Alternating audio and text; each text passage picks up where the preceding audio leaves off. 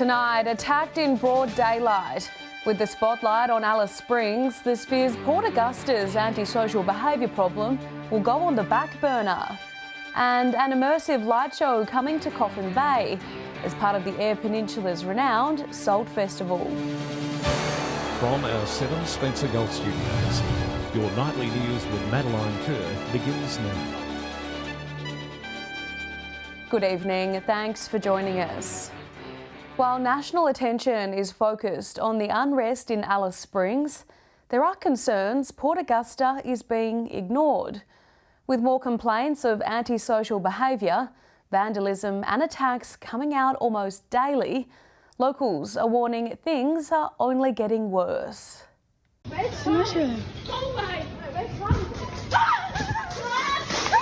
This video, sent to 7 Spencer Golf News, isn't in Alice Springs. It happened in the Port Augusta Woolworths.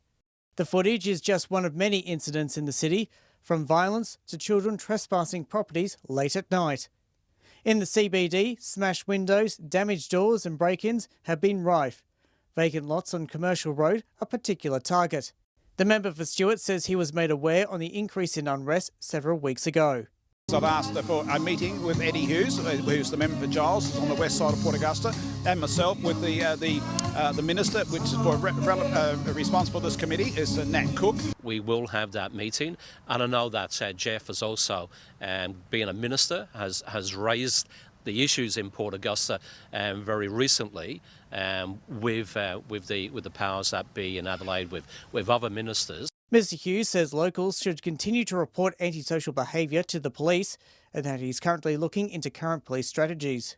I am meeting in this coming week. It's with senior members of the police in Adelaide to discuss the situation in Port Augusta, to get a grasp of what are the resourcing issues, what are the strategies.